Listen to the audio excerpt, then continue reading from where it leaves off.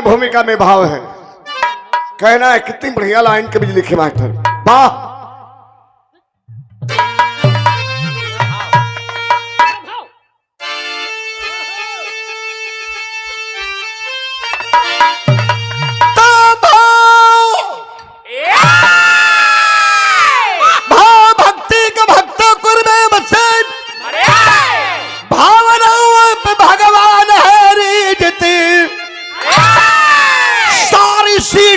सुख साधन सद्भाव में सीटी करता सब ही चमन सींचते, विजय ही विजय असल कर विजय करते टंकार कंडे के ललकार थे।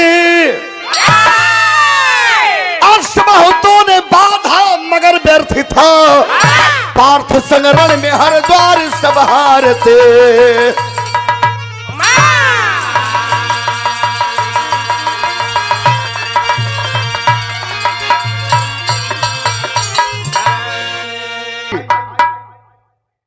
घमंड जमाने में धरा धाम पर कहीं को चलल ना।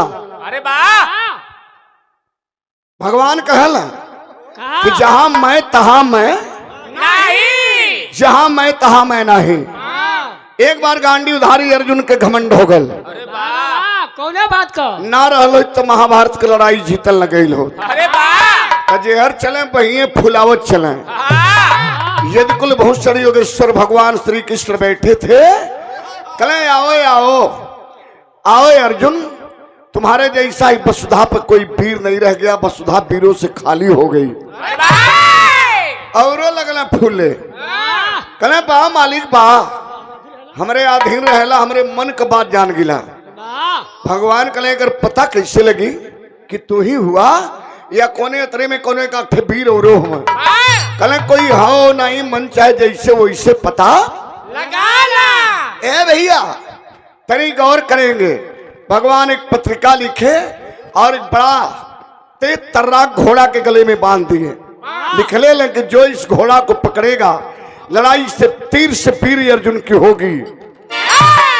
छोड़ दिया गया घोड़ा, आगे आगे पीछे पीछे भगवान कन्हैया रथ के हाके लगलन और अर्जुन बाढ़ लेके बैठल हुए, जे पकड़े मारे टन से उलट जाए। लोग पकड़ते गए, लड़ाई तीर से वीर अर्जुन की होती गई और विजय श्री कदम वीर अर्जुन की चूमती गई। ए भैया कई दिन बीतल, कोनो वीर सामने टिकले ना। 8वां 9वां दिन आज सवेरे में टाइम भगवान घोड़ा के तैयार करते हैं, तबले अर्जुन आए के हुनके लगला। का बे मतलब करो दौड़ावेला। अरे 10-20 घोड़ा छोड़ता, 10-20 वीर पकड़ते, पता नहीं हमारे बाह का जोर हो। अरे वाह, भगवान कहे अर्जुन आज आखिरी दिन हो, आज भगवान कौने नगरी में अर्जुन वाला घोड़ा घुमा देला। तनी गौर करिए, बात लिखल गई बिरहा बेटा, क्या बात है।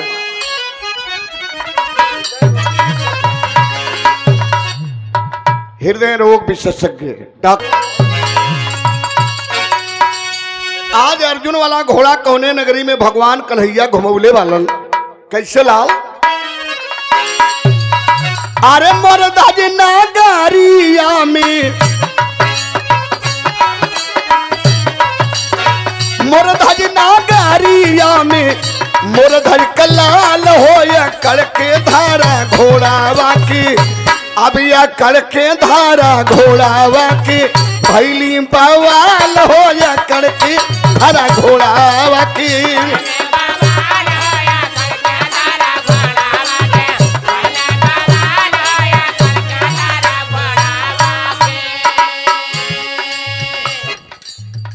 मोरंग देश में घोड़ा आज पहुंचल बा, अगवा के बारवा एगो खड़पा रहल। अरे वाह, खड़ा पा खड़ंजा हो, वही पर 2-4 लड़का बैठ के खेलता है।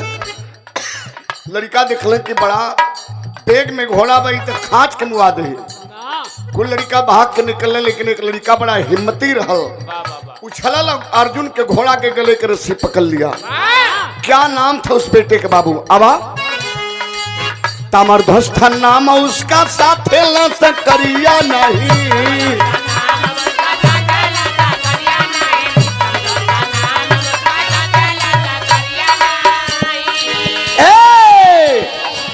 ललकारे अर्जुन लेकिन छोड़ा है रसरिया नहीं।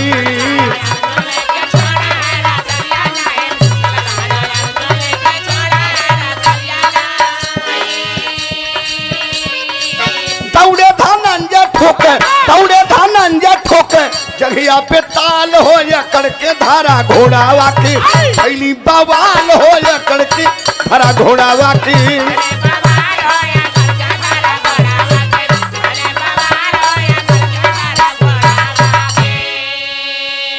ए भैया लड़कवा पकड़ के घोड़वा के घुमावे लगल। तब तक अर्जुन कलन की प्रभु कला हाँ कलन दिखवाए के चौर ना हो ये मौत के मुंह में हाथ डाल देलस। भगवान कल लड़का समझत ना खाली अपन परिचय बता दा आ छोड़ के भाग जाई। लड़का तो लड़के ना लगले अर्जुन परिचय बताए पंचो। बिरहा में एक लाइन गीत लगल लाल। कौन गीत है बेटा? अब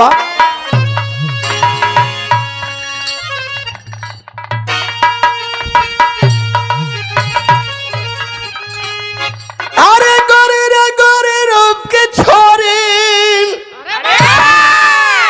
गोरे रूप के छोरी भाई छतिया के उठान जान मारे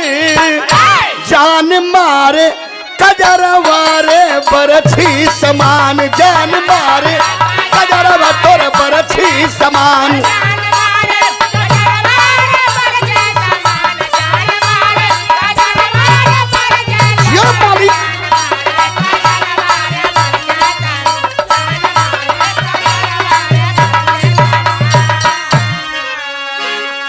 लेकिन अर्जुन ऐठन में आए के ललकारत हो केम तो अर्जुन है आई नी पोरी पकड़ ले है बच्चा के मौत के डर नहीं है।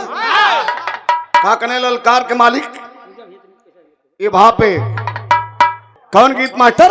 अब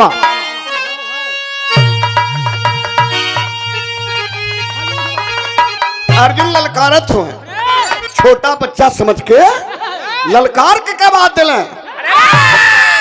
अरे लड़के हमार बात सुन ले बेटा ये खिलौना ना हरे ये लड़ाई का पैगाम हो।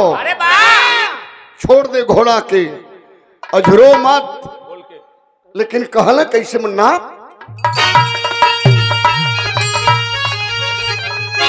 अरे भाग्य बचवा जान बचा के भाग्य बचवा जान बचा के चली न से खिसान जान ली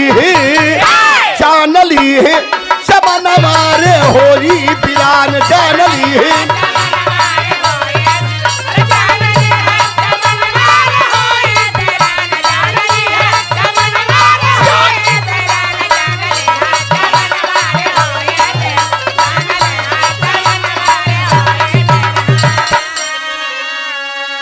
करा लड़के जोने माई के गोद के आलहर फूल हुए बचवा वो गोदिया उजर जाई रे।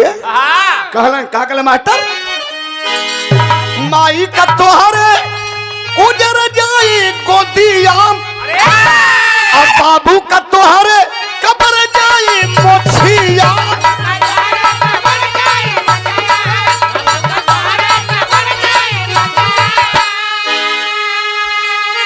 अरे अर्जुन हमारे नाम कहे अर्जुन हमारे नाम जानत जहान जान ली है चमन वारे होली बिरानी।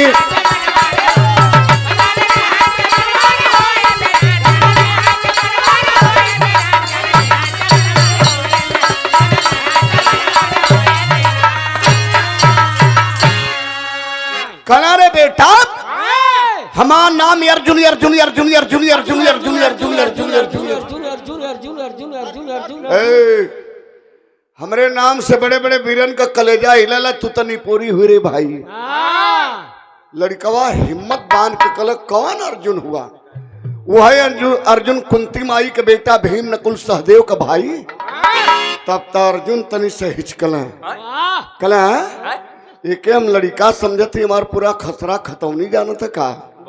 फिर जानी कहे नहीं कला हाँ बेटा हाँ वही अर्जुन हूँ। कांडीधारी महाभारत विजेता मैं वही अर्जुन हूँ। कल बस बस बस रुका मालिक, तो से दूठे बात बतियावे के बाद, लेकिन तनी तोहरे घोड़ावा के पहले बांध ली, ले जाके वो पेड़ में बहलस। आज के रथ के सामने खड़ा भल तो हाथ जोड़ के छोटा बालक कलश के जे अर्जुन के रथ हाँकल वो भगवान होला। देखले ना है, सुनले है। अगर तू रथ हाँकत हुआ भगवान हुआ तो मेरे प्रणाम के स्वीकार करा, चूंकि हम भक्त है, हमार माता हमार पिता पूरा परिवार आपका भक्त है। भगवान कल एवं मस्त बेटा चाहते क्या हो? कल के अर्जुन से दूठे बात बतियावल चाहते, अगर आपका आदेश होता। कल बिल्कुल आदेश है। तब आले अर्जुन के सामने। कल कवन अर्जुन हुआ हुआ न कुंती माई का बेटा भीम नकुल सहदेव का भाई। कल हाँ लड़के वही अर्जुन हूँ। कल वो अर्जुन हुआ तो वीर नहीं हुआ, कायर कपूत हुआ। कल अरे लड़के छोटी मुंह बड़ी बात बोलेगा, अगर हलक से जुबान खींच करके धरती पर रख दूंगा। कल तू कुछ न करबा। आज हमार तोहार ना, हमरे तोहरे माई के दूध के तवलैया हुई। तोहरे माई के दूध में कितना दम हो और हमरे माई के दूध में कितना दम हो। कैसे कले मास्टर आवा कितने नारे हो समर में। कव्वाली बड़ी बेहतरीन है। कौन कव्वाली मास्टर? आवा करबला के जंगे मैदान में तमाम मुसलमान कत्लेआम हो गए और जब नमाज का वक्त हुआ तो हसन हुसैन नहीं घायल मुसलमानों को हिम्मत दे रहा है। अरे वाह, हमारे भैया बबलू धोबी कुरंगा से सादर 100 रुपया पुरस्कार। बबलू भैया के हमारे प्रणाम बा, सकल पंच के प्रणाम बा। कौन कवाली बेटा? आवा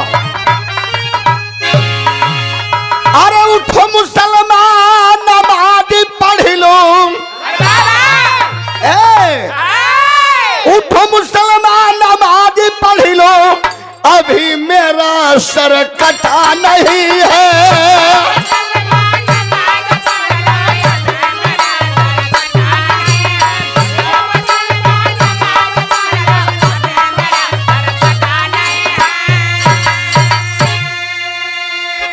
लेकिन लड़का हो और बड़े तेवर में हो।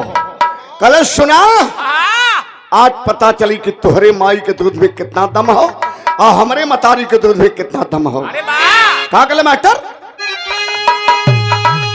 कितने नाहर हो समर में, अरे कितने नाहर हो समर में, आज देखा जाएगा।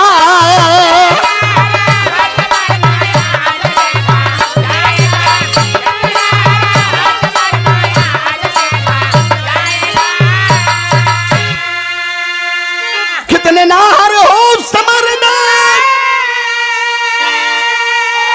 अरे आज देखा जाएगा।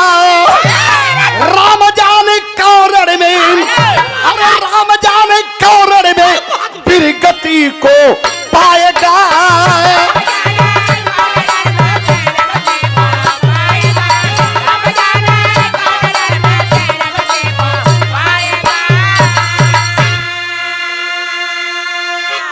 हृदय रोग के विशेषज्ञ डॉक्टर है दीपक राय, शारदानंद हॉस्पिटल मऊ, शारदा नारायण हॉस्पिटल मऊ, जो हमारे पिंटू बाबू के दोस्त हैं, मित्र हैं। शानदार 500 रुपए का आशीर्वाद दे करके हौसला अफजाई किए। सेकंड गार्ड दूसरे भगवान के रूप में आप लोग जाने जाते हैं। डॉक्टर साहब के चरणन में हमारा नमन प्रणाम बा। मोहम्मदपुर के ऐतिहासिक धरती से हमारे बड़का भैया श्रीमान राम उदय यादव, सादर 100 रुपया भैया के चरणन में नमन प्रणाम, सिगलपन के प्रणाम बा। हमने हत्या हो जन फुकनी लेके आयल हुआ, फुके चलावा। फुकनी अर्जुन के गांडीव के फुकनी कहत हो, जहरा न करत हो। एक लाइन और कहले, का कहले मास्टर? अपने मुँह अपनी बड़ाई, अपने मुँह अपनी बड़ाई, अरे से आती नहीं, अब संभालो या बलि गांडी, अब संभालो या बलि गांडी, वरना मुंह की खाएगा।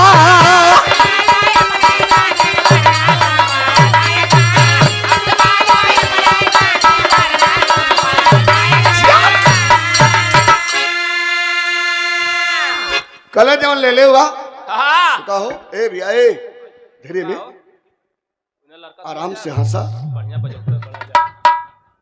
कल देखा जब ले ले हुआ हथियारों के चलावा निहत्थे है तय अर्जुन भगवान को तकल कल प्रभु ये छोटी मुँह बड़ी बात बोला था भगवान तनि सब बैंड धरा देना। कल वह अर्जुन हुआ कि आज बदल गिला, बड़े बड़े वीरन के मार के उड़ाए दहला, छोटे लड़का बात पर बात कह चल जाता तोहर खून गरम ना भल खूनवा पानी हो गया। ये भैया जब इतना भगवान कल तब जौन हो गुस्सा में लाल अर्जुन करे लड़के होशियार हो जाए, इतनी बाण मारूंगा कि हवा मुड़ जाएगा तू। आज जब यही गुस्सा में हो के अर्जुन वीर तरकस से तीर खींचले तब कवि जी लाइन लिख ले बेटा आओ।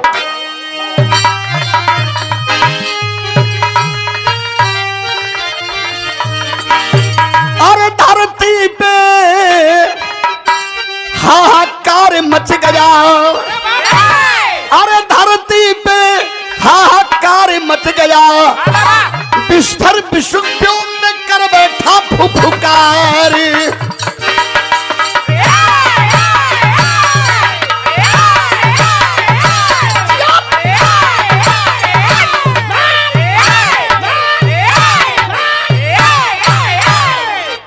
बिस्तर विषुव्योम में कर बैठा फुफकार, धरती पे हाहाकार मच गया। अखिया बंद के निशाना बांध लेना, वही सामने हो मारी कट के हवा में उधर आ जाए तो कहीं रुंड गिरे, कहीं झुंड गिरे, कहीं झुंड झुंड के राज गिरे, खलबली मच गिरे, थवार में मेरे बात गिरे, बात गिरे। गुस्से में होकर अर्जुन जी, गुस्से में होकर अर्जुन की दिव्यास्त्र उठाए पारत है, घूमी जी नंदन की रथ पे मुस्काए सारथ है।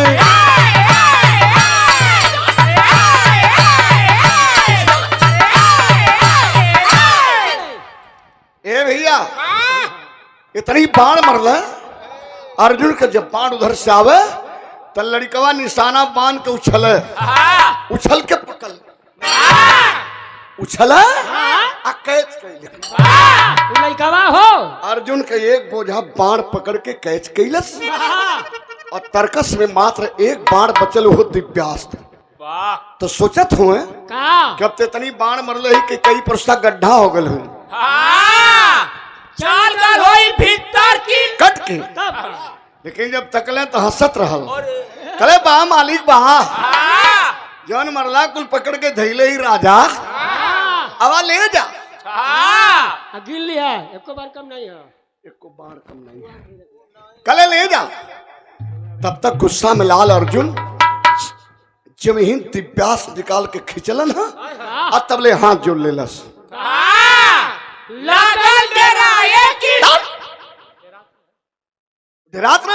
तब कहे हाथ जोड़लस, हाथ जोड़ल भगवान के जौन पकड़े ला कलो के पकड़ लेली बरियार हो ई न पकड़ाई इमन तनी सब मदद कराया आप। हाँ पकड़ ला मालिक, हाँ पकड़ ला बरियार ना ऐसे कहलन। हाँ कन्हैया से कहना, कन्हैया से कहल कि आप मदद करा तो भगवान कहल कि कैसी मदद कहले तोरे अंगुलिया में जो चक्रवा नाचत है थोड़ा देर के लिए दे देता मालिक तेहू के देखी दे। तब भक्ति के वशीभूत भगवान के अंगुली से चक्र निकलल जाए के तामर ध्वज के अंगुली में, और इधर से अर्जुन जब दिव्यास्त्र छोड़ले तो हर से चक्र छोड़ दिलस, तनिक में काट के खचखचाए के दिव्यास्त्र के चक्र दर्शन अलग कर दिलस। आए भैया जब अलग कैलस तब तक अर्जुन रोवे लगलन। अर्जुन रोवत हो कलन कि बा मालिक बा रथ हाकत हुआ हमारा मदद करता वो कर। जिनकी भर छल कैला मर्दवा कन्हैया हमरे संगे तू आजो करते हूँ। जब ले ए भैया तुलन का बात नहीं है, गौर करेंगे इतनी बात सुन के अर्जुन जो न रोए लगल। कल काहे के चक्र दे दिला। कल ए अर्जुन हमार भक्त है, भक्ति के भाव में मंगल हम के दे दिली। कल वो भक्त न हो, हम तोहार भक्त भी है, तोहार रिश्तेदार भी है। हाँ तो हर बहनोई लगीला। मर्दवा चूतिया दम हुआ का एकदम माकुड़े हुआ का यार। काहे भैया अर्जुन कहे भगवान से तो ऐसे कह ऐसे कहा था ये। बार बार हर अथवा कर एक दिन ईट के तोड़ दे। जला भैया कैसे कल माटर स्वर्गीय रामदेव गुरुगांव में 12 गीत देखा। धरती पर तो बड़ा इंसान हुए, बड़े बड़े सिद्ध पुरुष हुए, लेकिन बिरहा जगत के वह कलाकार जो अपने मौत का एक पल बता करके मठगड़वा घाट सदगुरु भगवान के दरबार में आखिरी सांस को लिए। स्वर्गीय रामदेव गुरुगांव में जब दीक्षित भइले गुरु दरबार में तो का गावे मास्टर सुन बालीला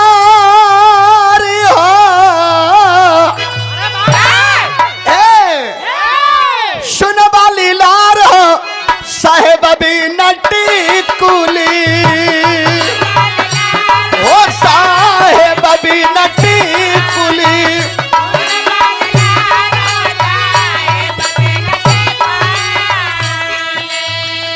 इटी कुली बिरल कोई पावे रामा इटी कुली मिले स्वामी दरबार हो साहेब भी नटी कुली सुन बालीलार हो साहेब भी नटी कुली।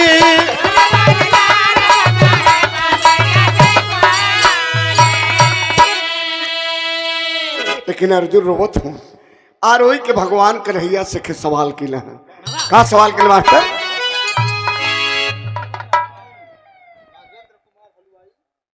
नागेंद्र कुमार हलवाई भैया को से 100 कहा भागती हमारी हो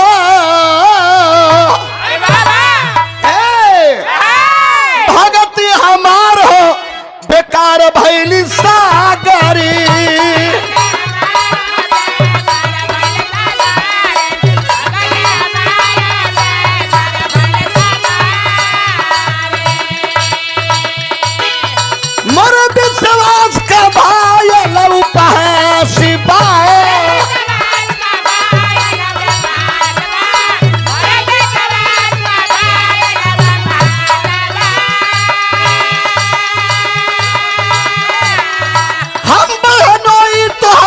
रिश्ता भी खासी बा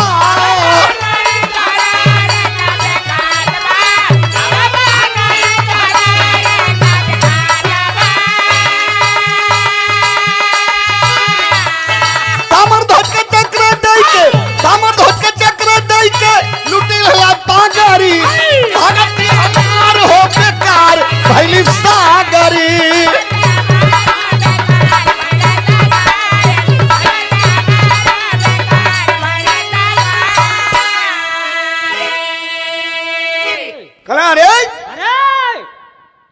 सदा दिन रथ हमार हकला, लेकिन मदद हमेशा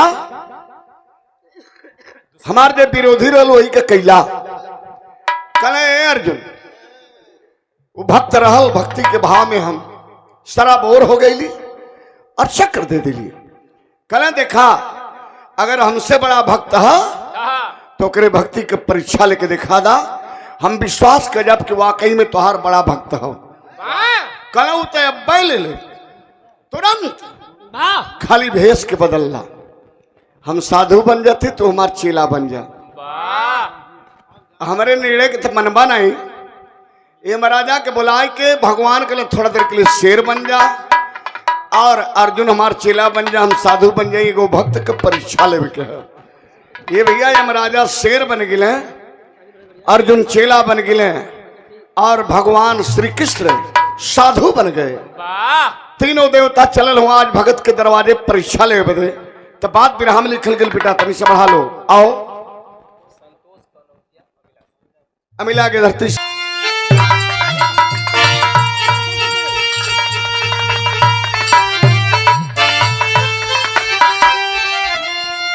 अरे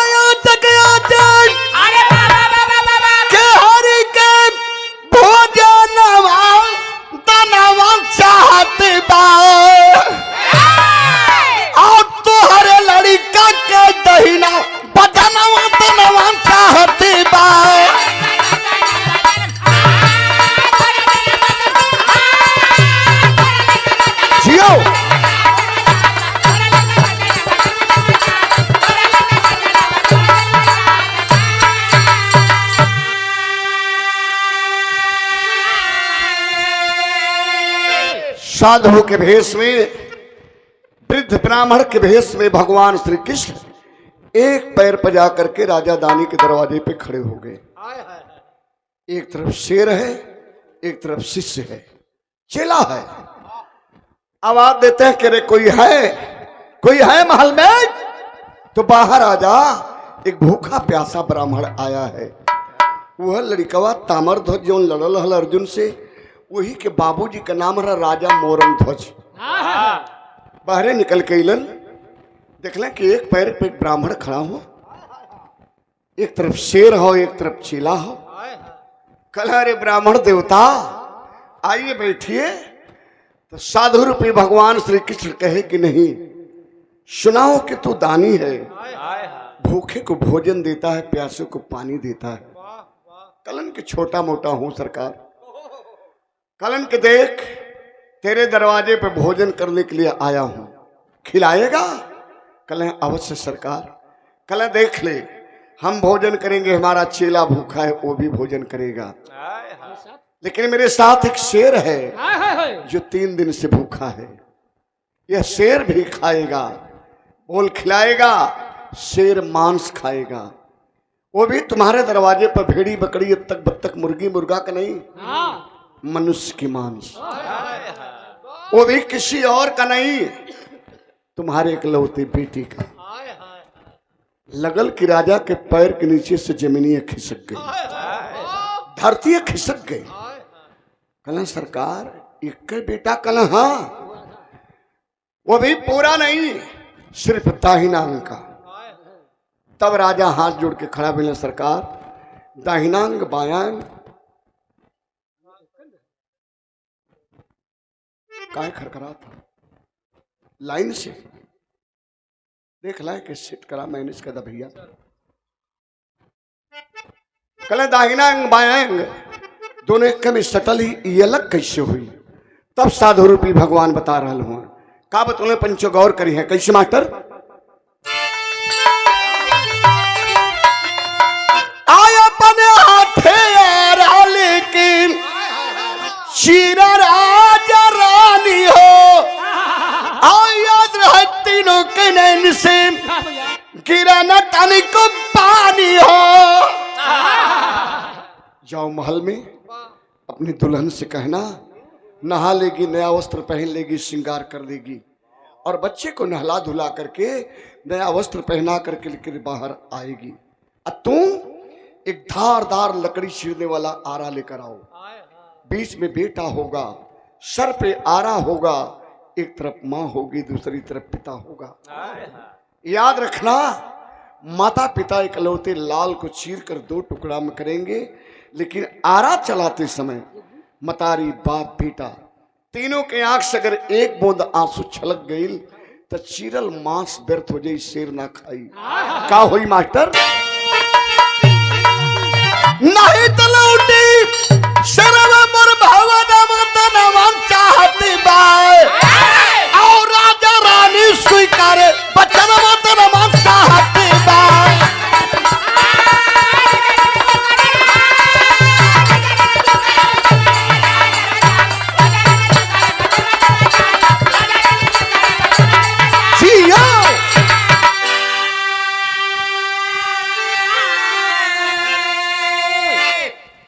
कलन जाओ और अपने बेटे अपनी पत्नी को लेकर आओ। हम बैठे हैं दरवाजे पे, मेरा शेर भी बैठा है और मेरा चेला भी बैठा है। इसी भाव पे सादर 251 रुपये का आशीर्वाद वो दरवाजे पर बैठा है कि यदकुल भूषण योगेश्वर भगवान श्री कृष्ण को। और जब राजा महल में चलना ना, तब कभी लिखत हो। कैसे मास्टर? अरे जैसे हरिचंद का भाई न भाई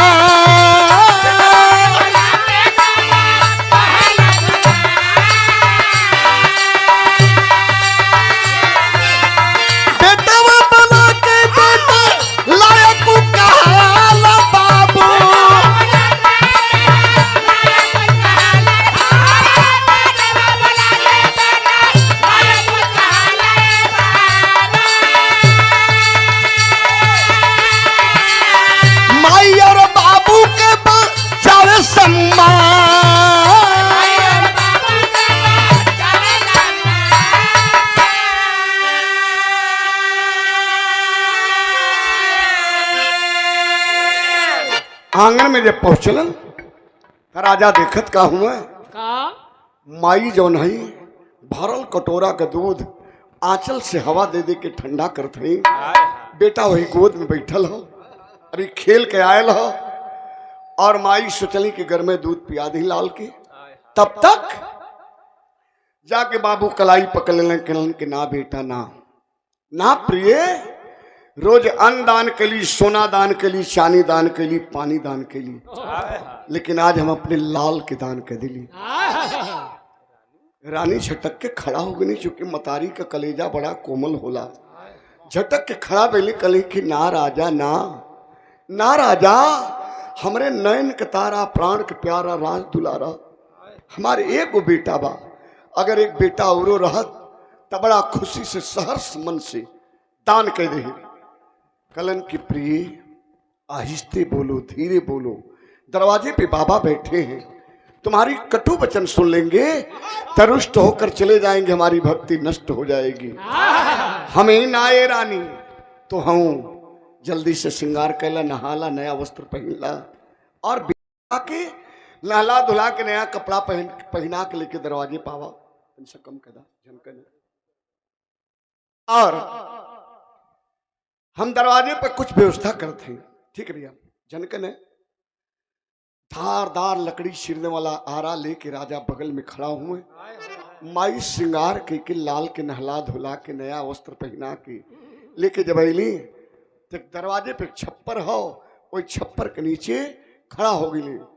बेटा सावधान के हालत में खड़ा हुआ, सर पे आरा रखल गल, एक लंगे माई पकड़ लेने, दूसर के तरफ बाबू पकड़ लेलन, और लड़का हंसत हो, हंस करके कलश के बाबूजी तोहरे कलेजा का टुकड़ा रली है, आज अपने हाथ से हमके चीरे जात हुआ, तो रोया मत बाबूजी, दिल थाम के कलेजा मजबूत के चीर देबा, हमारी जिंदगी धन्य हो जाएगी। माई के ओर तकलस, माई के कलेजा गनगन गनगन कांपत हो, कहलस के माई हो, निष्ठुर हो करके हिम्मत कई के 9 महीना गर्भ में ढोलू, ओदे से झूरे कैलू, हे माई आज अपने लाल के चीरे वाली बात आई तो कदम डगमगाए ना, हिम्मत की चीर दा।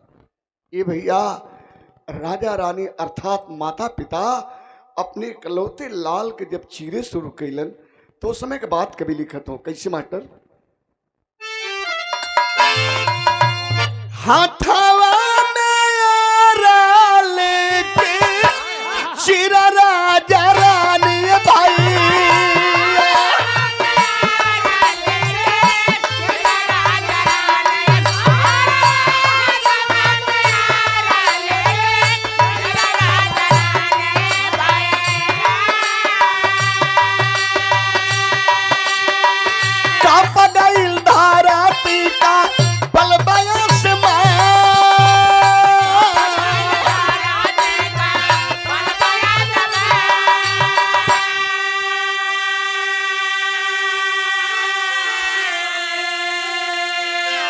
किसी जमाने में किसी शायर ने गाया था, क्या आरा हिले छपरा हिले बलिया हिलेला, हमारी लचके जब कमरिया सारा जिला हिलेला।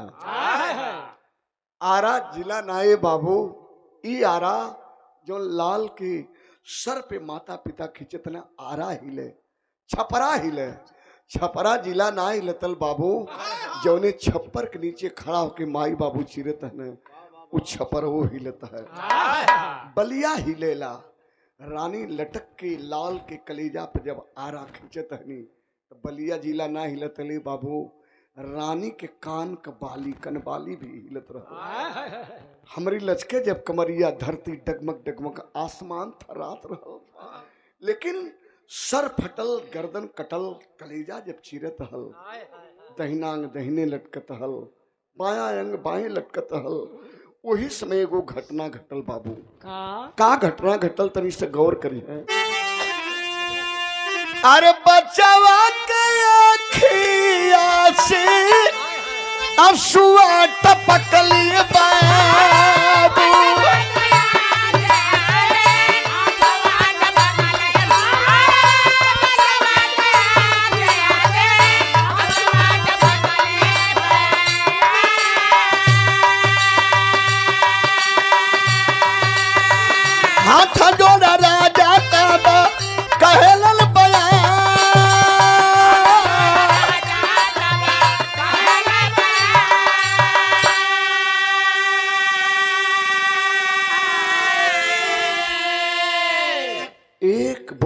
आंसू लाल के आंख से चू गई। न अर्जुन दिखल, न यमराजा दिखल, न माई दिखली, न बाबू दिखल। देखल के यदुकुल भूषण योगेश्वर भगवान श्री कृष्ण जो साधु के भेष में है, देखे कि बच्चे के आंख से एक बूंद आंसू चुगल, कोई ना दिखलस तो भगवान आसन छोड़कर खड़े हो गए। साधु के भेष में खड़ा होकर के रोकने लगे, कहे कि बंद कर दे आरा राजा, बंद कर दे, मत चला आरा राजा, तेरा बच्चा रो रहा है रे, तेरा बच्चा रो रहा है। मैंने कहा था ना कि मतारी बाप बेटा आरा चलाते वक्त अगर किसी के आंख से एक बूंद आंसू चू जाएगी तो चीरल मांस व्यर्थ हो जाएगी। माई काठ हो गई ली, अरवा वही कलेजा बापा पकड़ के, अब बाबू वही कलेजा पारा छोड़ के दहिना अंग के निरेखे लगल अखिया के, चुअल तना एक बूंद भी आंसू दहिनी आंख से ना चुअल। घूम के आई के जब बाई आंख के देखल तो एक बूंद आंसू से पलकिया की पपनिया भिगल हो। तो बाबू खड़ा हो गिलन और खड़ा होकर के आवाज दिए, देखा यह भाव हो, ममता फफाए गई। कहलन का बचवा, कहला माई मत रोया, बाबू मत रोया, तू खुद न रो देला। इतना दिन के भक्ति हमार व्यर्थ हो गई बेटा। तो बच्चे के रूह से एक आवाज निकल रही थी जो पिता के कान में बार बार टच कर रही थी। उस बच्चे के रूह से आवाज यही निकल रही थी कि बाबू ऊ ना रो था, जौन तोहरे बाबा के कामे आई ऊ ना रो था, बाबू रो तो ऊ हो जौन बिल्कुल व्यर्थ जात हो। आंसू चुअल है लेकिन दहिनी आंख से ना, आंसू बाई आंख से चुअल है, जौन अंग जौन आंख बिल्कुल व्यर्थ जात है, यही बदे रोवत हो कि कामो अली तो माई बाबू के काम में आधा, तो जौन कामे आल तो हंसत हो, जौन व्यर्थ जात हो वह रोवत हो। ई बतिया राजा जब भगवान से कहलन, साधु रूपी भगवान माकूल हो गए, कहे कि ठीक है, चीर दो और 2 टुकड़ा करके डाल दो शेर को। वह दशक रहा, वह युग रहा बाबूजी सत्यवादी। अलन राजा पकड़ लारा कलन के प्रिय थोड़ा सा हिम्मत और करा, 2 टुकड़ा में कह के राजा रानी मिलके जब शेर के परोसे चलना है तो उस समय के बाद गुरुजी लिखत हो, का लिखल मास्टर आबा,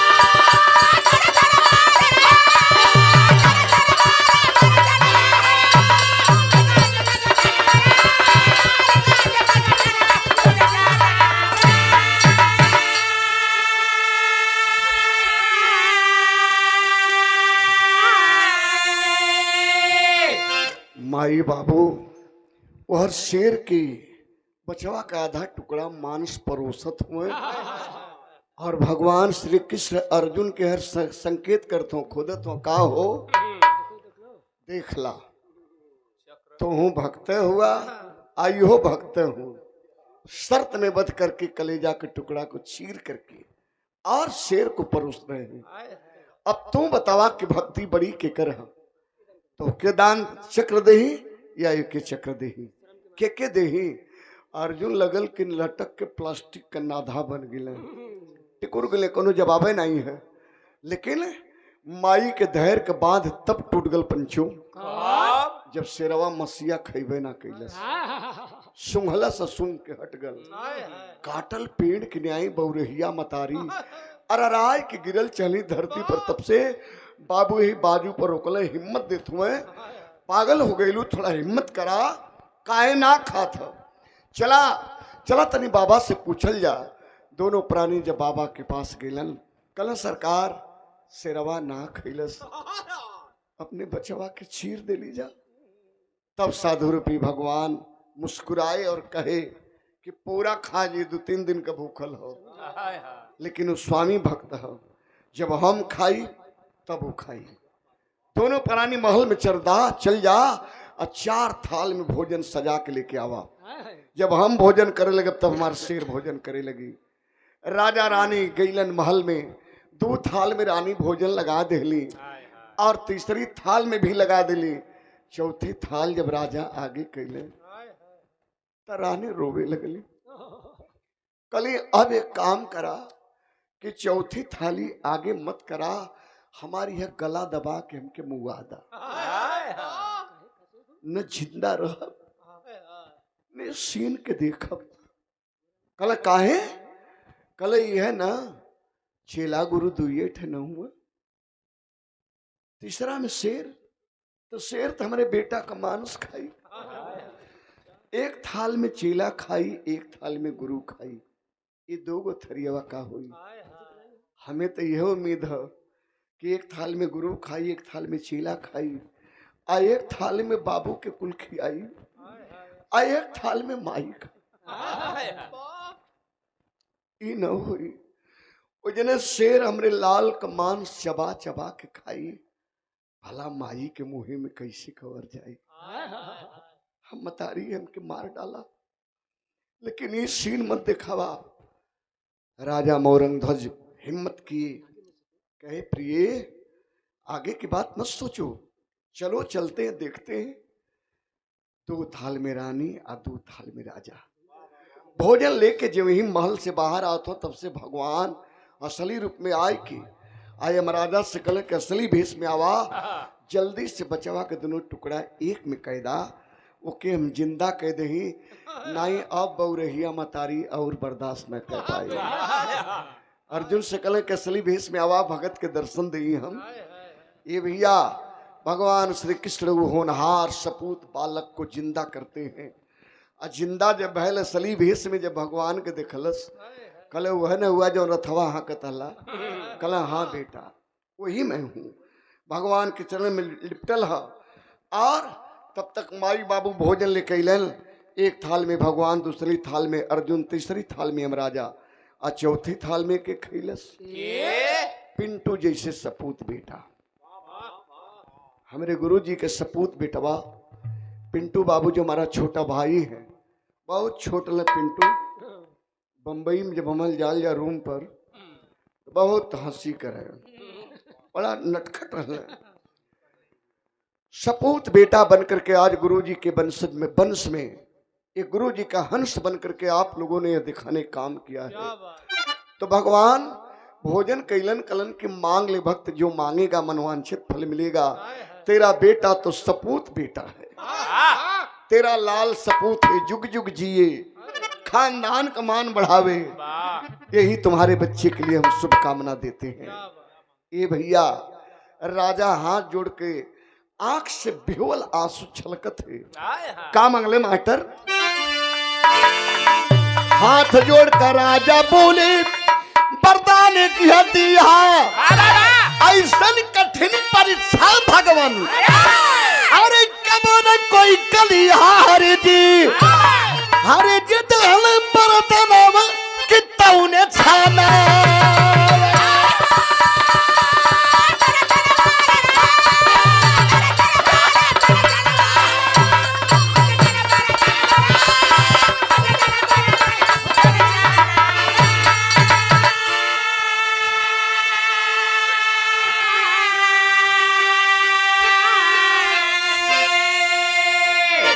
वह भी दिन हमें याद है, दरवाजे पे गुरुजी कार्यक्रम एक बार करवाए, करा पूजा यहाँ बगल में हो रहा था, हम लोग आए थे। कितना प्यार दुलार पदजीवा से लेकर के मुंबई महाराष्ट्र तक देने का काम करते रहे। आज गुरुजी नहीं हम लोगों के बीच में है। उस महान आत्मा परमात्मा स्वर्ग में सदा उच्च स्थान दे। और जो बाल गोपाल हैं, हमारे भाई लोग हैं, हमारी मम्मी जी हैं, माता जी हैं, सब लोग सुखी रहे भगवान। और जैसे हमारे गुरु जी के दोनों लाल हीरा रतन, हीरा मोती की जोड़ी है, हमारे सुरेश बाबू, हमारे पिंटू भैया, बड़ा प्यार बड़ा दुलार है दोनों भाई के। और गुरु जी के मान को बढ़ाने काम कर रहे हैं, खानदान को बढ़ाने काम कर रहे हैं। इसलिए तो आखिरी में कहना है, कैसे बेटा आवा गुरुदीन मोहम्मद राम सुख सिंह शुभदन की बानी कथन करेंगे हरिद्वार संगम्बिका जी सलानी।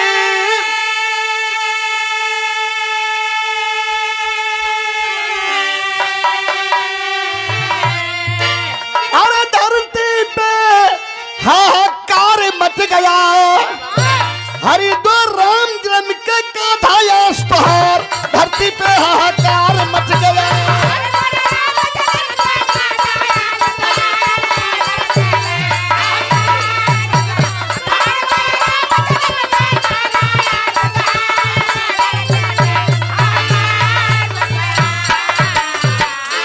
बहुत बहुत धन्यवाद, आप सबको बहुत बहुत से प्रणाम।